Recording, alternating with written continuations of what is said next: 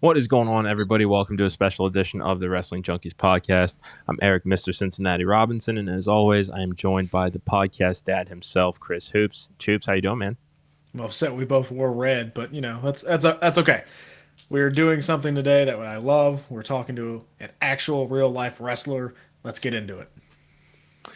Yes, so our next guest today is Absolute Intense Wrestling Champion, has etched his place in AEW history as a Grand Slam champion, and because I am so excited for this conversation, I will overlook his allegiance to the Cleveland Browns. Eric Taylor, welcome to the show. How are you, man? Whoa. Hold on. Before we get anywhere, all right, so you're Mr. Cincinnati. I'm assuming you're a Bengals fan. Yeah, okay. Listen, man. Sit back. Listen. You guys, for whatever reason on Twitter, have just been doing this thing where, like, you guys just make the whole playoffs about yourself. And I don't know what that's about. You know, us Browns fans, we've been nothing but respectful. And, I like to root for the Bengals, actually. I enjoy them. I like Jamar Chase. I like Joe Burrow. I like their team. Now, if they're playing the Browns, obviously, they get whooped, right? But, like, Fair enough. listen, man, podcast just started, all right? You're raising my blood pressure. I promise you, no more barbs. No, hey, bring it. I'm a Browns fan. It's fine. I'll just sit here and listen to the two poverty franchises keep talking. Who are you a fan? Okay. Yeah, he's an Eagles guy. Go Birds. Thank you. Oh, okay. Hold on. Let's just nip it in the bud. Are you a bandwagon fan? Or are you from Philadelphia? No, I'm from Cincinnati, but growing up, the Bengals were awful. So I've been an Eagles fan for over 2 decades. So yes.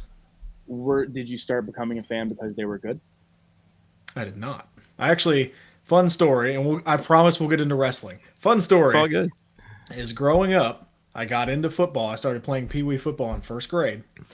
And I was watching a game just to kind of familiarize myself with football. And it was Philadelphia, and it was Washington. And I said, whoever wins this game, that's whatever team I'm going to root for. Thank God Washington didn't win. Yeah. Okay, all right. You know what? I can accept that answer. That's a good answer. All right. Well, let's absolutely talk some wrestling, Eric. So here at the Wrestling Junkies podcast, we believe that all wrestlers are superheroes, and every superhero's got an origin story. So tell us about your earliest memories of professional wrestling. I love this question. So I always forget certain details of it, so I'll try to remember as much as I can.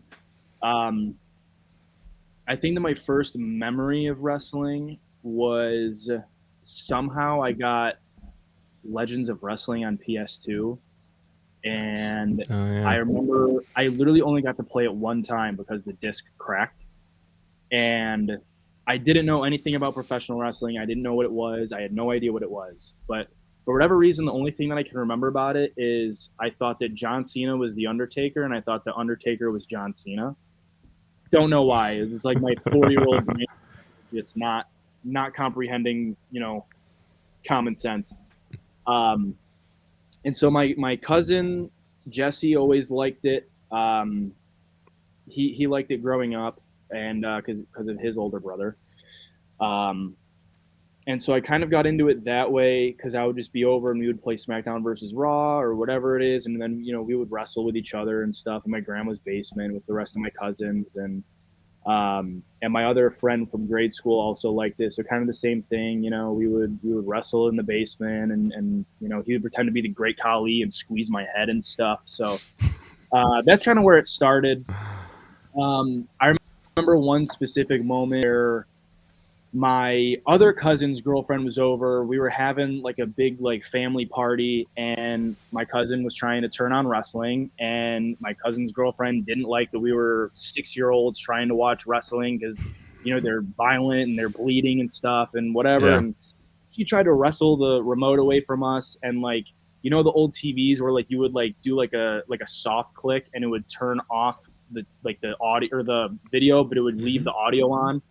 So that happened, and so you just heard the audio of JR, and he was calling a John Cena and Undertaker match, and I cannot for the life of me find this match. and this moment that I remember in my head on YouTube or anything, but he was just calling it, and he's saying, you know, Undertaker to John Cena, and John Cena to the Undertaker. This is a slobber knocker, like, you know, and it Yeah. just felt so big, you know, and I don't know, I was just so drawn to the entertainment of it and the story of it, you know, like the fact that these dudes are so upset at each other, and they're settling whatever differences, no matter how stupid it is, you know, by, you know, wrestling each other in this ring, you know, and the stories within the matches and stuff. I mean, just every aspect of it I was just drawn to. And I just remember being like 9 years old, or 12 years old maybe, and just thinking, you know, like, why can't I do it? I just remember walking up the stairs one day at my house, and for whatever reason, I was, you know, a normal 12-year-old contemplating my life and what I'm going to do with it. And just thinking, like, why can't I do it? Why can't I figure out a way to make this possible for myself? Why can't I do this when the time is right? And so, you know, long story short, you know, pretty much everything that I did in high school was to try to one day, you know, help myself with wrestling, you know, like taking creative writing classes and doing speech classes and stuff like that. Or, you know, just getting my friends together and starting up backyard wrestling, like so many people, you know, as kids do. I mean, the rest is kind of history. Just being able to do that with some friends, you know, it helped a ton. Like, I remember in high school, and I'm sure you guys know who Chuck Stone is. He's another AIW guy. We trained together. We went to high school together. And me and Chuck Stone would put on wrestling matches in the football locker room on Thursdays before our walkthroughs. And so I'm sure that he has videos somewhere of it, and they're probably terrible. But so we would do that, and everybody would they would take their breaks, and they would go get like slushies or whatever from a gas station. They would come back, and they would all sit on top of the lockers and cheer us on. There was a couple other of our buddies that did it with us, but so just that kind of stuff that just helped me, you know, confirm that I would love to do it, and this is something that I want to do, you know. Yeah. Nice. Very nice. What an answer. I don't know how I'm supposed to follow that up. I forget a lot of the details sometimes, but no, that's okay. That's all right. Great answer. So let's get into Absolute Intense Wrestling. How did you first discover them? Well, again, I mean, I have Chuck Stone to thank for that one. He was 2 years ahead of me, and so he graduated. He was in high school. He was playing football, or he was in college, and he was playing football. And I was a senior at this point, and he was kind of, you know, telling me like, hey, like, I don't know if college is going to work out for me. I think I'm going to start training soon if you're ready. And I'm like, dude, I have like 4 more months left of high school. I have to at least finish high school first, right? Yeah. And we started looking for schools. Actually went and did a tryout. Lied about my age on the waiver. Said I was 18. I wasn't. Went and we did that, and we were hooked. Like, we were like, let's go. Like, this is awesome, right? So then a couple more months went by, and then he messages me again. He's like, hey, my aunt works with Raymond Rowe's mom. Raymond Rowe is now Eric WWE. And Raymond Rowe is having his going away show. He just got signed by WWE, so he's having his going away show in Cleveland if you want to go. And it was for AIW. And we were like, sure, you know, let's do it. And we saw that there was a school attached to it. And so I remember we went there, we went for that show, met Raymond Rowe. And I remember we went to the merch table and we talked to Derek Dillinger. And we were like, hey, man, we're trying to start training soon. And, you know, so he gave us some information. And then, you know, the rest is history there. We ended up going with AIW. Nice. Awesome. Yeah, that's fantastic. And they certainly have a great reputation up in northeastern Ohio. And you've been there for a while, and 2023 you spent a lot of your time mixing it up with Wes Barkley. So I want to ask you, what is it about him as a rival that brings out your best as a performer? Wes is someone. So first of all, like when I first started, he was definitely one of those dudes that was a mentor for me. Um, he was someone that didn't hesitate to give me feedback, but not in a way where he thought that he was better than me. Just in a way that he wanted to make me better, but also, that like he understood that he was still kind of new, but he was giving me advice from that standpoint. You know what I mean? Like not from, hey, Sure. I'm better than you, I've been doing this longer than you, so listen to me. It was better than that. And I always appreciated that. And I think now a lot of people draw a lot of similarities between us. We're both definitely more so like an old school kind of style. It's not like we're out here doing a bunch of flippy stuff. We're not doing all these crazy indie moves, and we like to talk. Uh, so I think there's a lot of similarities there, and so it's kind of a competition of who can be better at what we're good at, kind of thing, which is nice Mm-hmm. to be able to push ourselves in that aspect. Um, and it's nice to have someone that will do those things as well, because a lot of times, and especially on the indies, like it's hard for guys to always do the things, do the promos and do the video packages or whatever it is. And Yeah. so when you have someone doing it back to you, it's way easier to make it meaningful. So I do appreciate that about Wes, even though he's extremely freaking annoying. So, Mr. Cincinnati gave you a fantastic intro, but typical Bengals fan, he buried the lead. You are an AIW Grand Slam champion. How does Am it I? feel to have your legacy cemented going Thought I saw forward? that you were. Thought I saw that you were. Um, what do we count as Grand Slam? Do I need to have the intense in the tag or the intense tag in the absolute? Because I technically have not won the absolute. Did you see my tweet that Okay, I was messing people on? I technically haven't that won the absolute. that might be it. Okay, that might be it, and what we're Now the referring to Bengals there. fan is Yeah, misinformed. Oh, Yeah. here we No, go. no, no, it's fine. It's fine. It's wouldn't fine. be the It's first probably time. my Wouldn't fault. be the first time. Yeah. I'll explain context. We had a show where I wrestled Josh Bishop, who was the absolute champion at the time. The ref claims that I cheated to win, and I didn't. And so essentially, the match got restarted, and then I ended up losing because I was caught off guard, right? I think that the reign should be recognized. So technically, I think I should be a Grand Slam champion.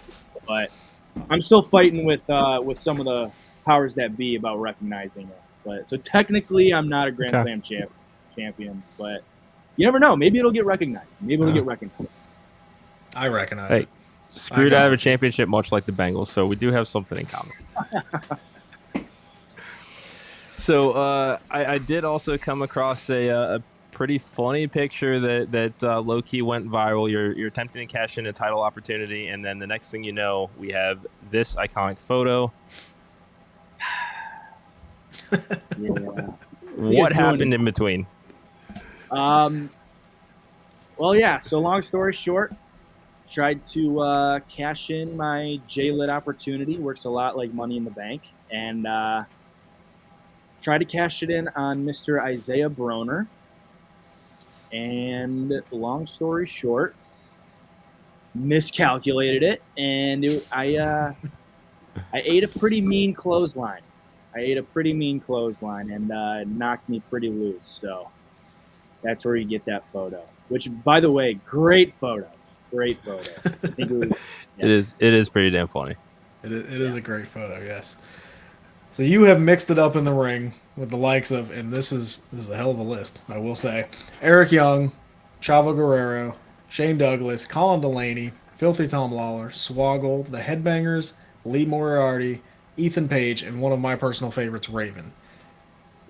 How is it getting to bump elbows with people that we grew up watching? absolutely surreal. I was actually thinking about that today because I think about, there's so many times in wrestling where like it's very up and down as far as confidence or, morale and stuff. And so I was thinking about it today, not because my morale was low or anything like that, but like I was just thinking about it, I'm like, man, like I'm so lucky to be able to say, like, no matter where my life takes me, no matter where wrestling goes, like in 50 years, I can tell my grandkids, yeah, hey, I wrestled Chavo Guerrero Jr. I wrestled Eric Young. Like, I'm so fortunate to be able to have those opportunities. Um, and for that, I thank the promoters that have put me in those positions, especially AIW, because they do so well with, making sure that the students get just extremely cool opportunities. So I just have them to thank for that. Awesome. Awesome. So speaking of Chavo Guerrero, I also did see this interesting tweet. Your dad bonded with Chavo over music, and then your mom invited Paul London to go hot tubbing. How the hell does this happen? Yeah, so that was after night 2 of J-Lit. And so I was tired, man. Like I was so sore, and my parents, after I walked out of the show, first of all, shout out to my parents. They go to every single show. Like they support me so much. That's So awesome. shout out to them. But so I walk out and like they're saying congratulations. They're like, we going to the after party? We going to the after party? And I was like, you guys want to go to the after party? What? Like, sure, yeah, let's go. And so you have some of the stars there. So you have Paul London there. You have Chavo there. So first, I noticed earlier in the day that Chavo was wearing a TCB logo. I think was it a shirt or was it? I think it was a hat. Or no, it was a shirt because he wore the LA hat. But so he was wearing the TCB with like the lightning bolt, which means taking care of business. That's like one of Elvis's like famous logos or whatever. And so I noticed that, and I was like, oh, cool, he's an Elvis fan, as many people are. But I always grew up with Elvis because of my dad. He was just one of like the biggest Elvis guys you'll ever meet, like kind of like Uncle Jesse from Full House. Like he was just all Elvised out. He always listens to him.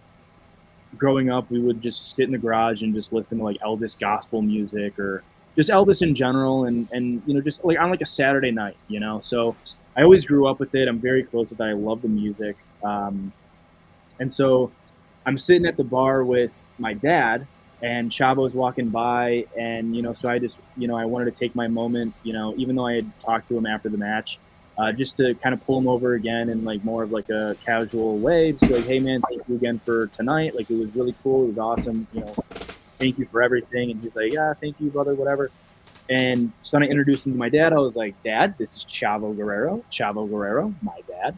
And so then he mentioned like, TCB, like you're an Elvis fan, cool. And so then they kind of started talking about it, and they were bonding a little bit over it. And then that's like I was just saying, like I took that moment for myself to kind of like take a step back and be like, dude, my dad is talking to Elvis or talking to Chavo Guerrero about Elvis right now. Yeah. Like just not anything that I ever would have imagined to ever happen in my life, Yep. So that was really cool. And then we get home, and we were just kind of reminiscing on the night. And so my dad said something about like, yeah, like your mother like told one of the wrestlers to come hot tub or whatever. And I was like, what? And she was like, yeah, like the one that was like singing. And I was like, Paul London? And so I'm like, what? I'm like, am I going to hang out with Paul London? And so I guess he was just saying like, yeah, like I don't know, like I'm sore or whatever. And like they were like in line for the bathroom or something. My sister was there, like there was a whole group there or something. And she's like, yeah, like I'm sore. My mom's like, we have a hot tub, you should come over sometime. Like just like inviting her. Like that's just how sweet my mom is. You know what I mean? Like she's just a sweetheart. She would invite anybody over just for anything, right? And so bless her heart. But so again, same thing. Like just not ever anything that you would ever imagine to happen in your life. So I'm fortunate that, like I said, that they support me so much and that they're so cool. And they're gonna go and they're gonna talk to the wrestlers and just just be cool about it. You know, Yeah. I think that my dad kind of had a rough time when I first started of like, what is this? You know, and so it's cool to have those moments. Nice, For sure. nice. That's that's the second time in 2 weeks Paul's been mentioned on on an episode. Yeah. So Yeah. Actually, Paul, He's yeah. awesome. Second straight he's interview. Cool. yeah, that's awesome. That's good to hear. So you worked at Effie's Big Gay Brunch last year. Sorry. What's the difference, if there was any, that you saw between a promoter booking a show and a wrestler booking a show? Um, I think a lot of first of all, that's a pretty good question. Actually, I don't think I've never been asked that. I think that you notice, and this isn't a shot at any promoters that I've worked with at all, but Of course. I think that wrestlers know what wrestlers need more, if that makes sense. Like Mhm. water or snacks or whatever. You know, like I think there was a controversy on Twitter with Matt Cardona a little while ago about that. But and like it's not stuff like that's required or anything like that. Like to me, like I never go to a show expecting any of that stuff. But like you think about it, you're like that is a realistic expense for having a show. Like making sure that your talent is taken care of in all those aspects. Like in my experience, a lot of that kind of stuff is what sets shows apart. Um, and then also like an understanding between like promoters and wrestlers of like, look, like not everything's going to go exactly how it's planned, and not every, you know, like I might need something from you or you might need something from me. So that kind of stuff, just like a better understanding of each other, I think, um, which goes a long way.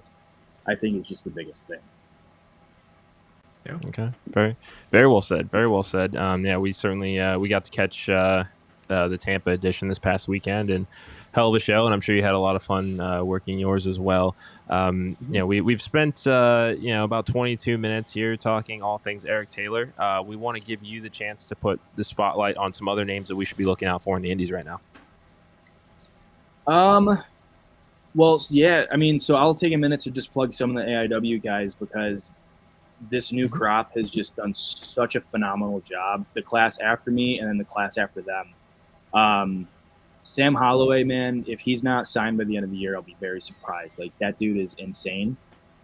I've gotten the chance to work with him numerous times, a few months, and I mean, I say it for myself all the time that my future's too bright, but that kid's future is so bright. Yeah. I'll never tell that to his face, but so him, Vic Weiss is doing a great job. I think that he's one of the most improved guys that I've seen over the past year. He's doing a phenomenal job as well, just as far as just intensity, the little things like just doing phenomenal as far as that goes. Same thing with Shelby Wilder. Just what he's got going on as far as a character right now is just so fun to watch. The promos that he puts out are really, really good. They're really entertaining. So I think those are probably my big three. I could keep naming people, but I'm going to forget people, and I don't want people to be left out. But those are my big three.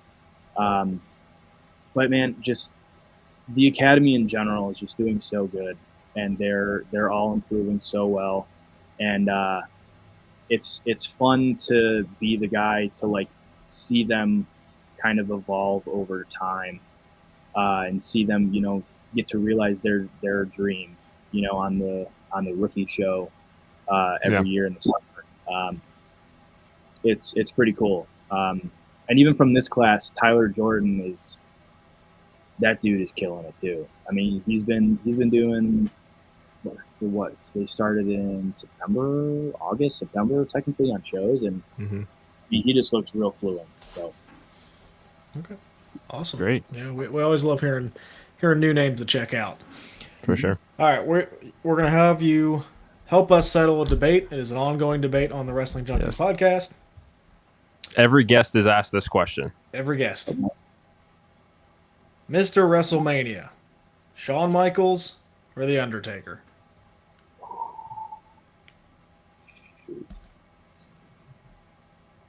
Don't let me down. Can there only be one? Like it's like the Mount Rushmore question. Like Can only be one. There can only be one. oh man,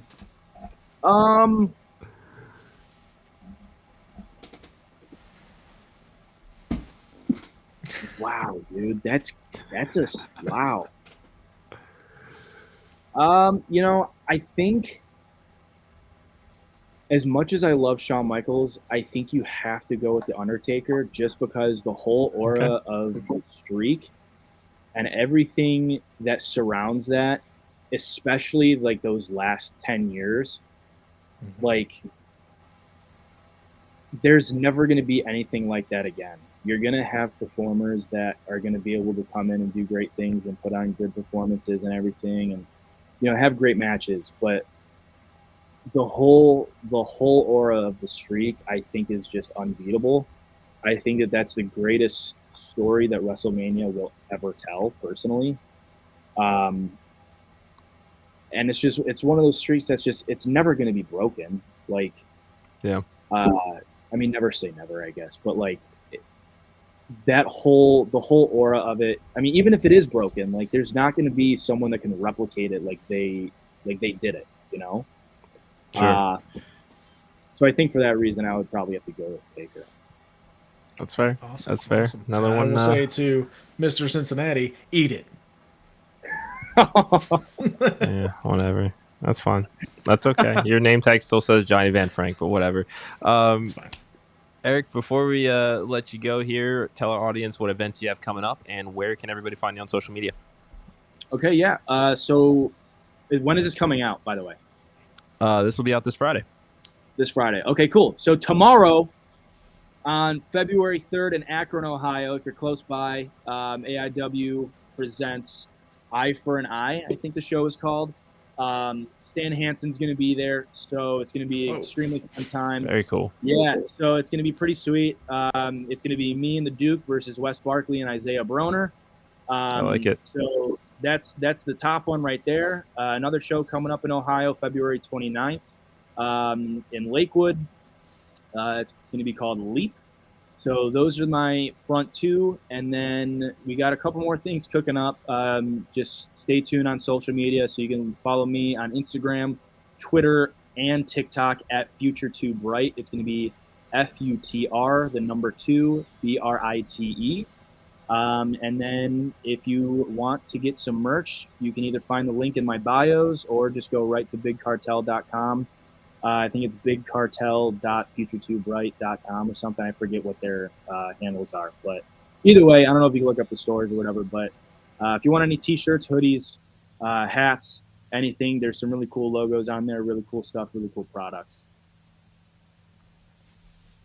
Awesome. Right. Well, Eric, thank you again for joining us. Always appreciate having wrestlers on. Hopefully it's all love here between the Battle of Ohio boys. We greatly appreciate your time.